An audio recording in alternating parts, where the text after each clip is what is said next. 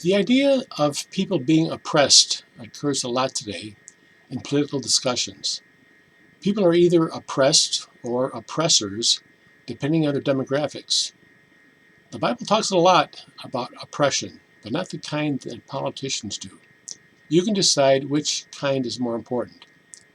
Our text is Acts 10, verse 37. You yourselves know the thing which took place throughout all Judea, starting from Galilee, after the baptism which John proclaimed. Jesus of Nazareth, how God anointed him with the Holy Spirit and power, went about doing good and healing all who were oppressed by the devil, for God was with him. In Luke 13, Jesus encountered a woman who was bent over and couldn't straighten herself up, and he healed her. And when a religious leader complained that Jesus had done this on the Sabbath, Jesus responded by noting that anybody would water his animals on the Sabbath. Shouldn't a woman whom Satan bound for 18 years be let loose on the Sabbath? We didn't see the woman's MRI of her spine.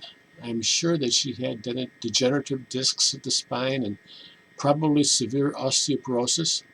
Yet Jesus attributed her problem to Satan and not physical causes.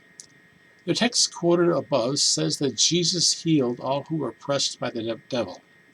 He could have just said that Jesus healed everybody, which he did. Jesus' goal wasn't to go looking for people to heal. Many times they came to him. This woman happened to be where Jesus was, and Jesus couldn't just ignore her. The question is whether this text is saying or suggesting that every person that Jesus healed was oppressed by the devil. Peter's mother-in-law, who had a fever. How did Jesus heal her? He spoke to the fever, like it could hear him. Luke 4:39. Did Jesus heal people who were not oppressed by the devil? Why would it only mention those who were? The fact is that we can't see spiritual forces, spiritual realities. When Job got sick, I'm sure that if he went to Mayo Clinic, they would have found all kinds of abnormalities in his blood work. But the Bible is clear that all his ailments were from the devil. Science and medicine are able to treat many of the physical ailments that people have.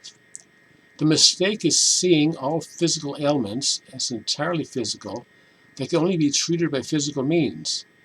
Not many people are able to deal with physical ailments spiritually, but I think a good first step is seeing that life is not all just the things that we can see and measure in a lab, and our outcomes are not limited to what scientists and doctors think or say. Yes, I had chemotherapy for lymphoma, but it didn't go away until after I had reached stage 4, and the doctor essentially gave up any hope that the treatment was going to make any difference. Never lose hope for physical healing, and whatever you do to get it, make God your first hope and option, and not your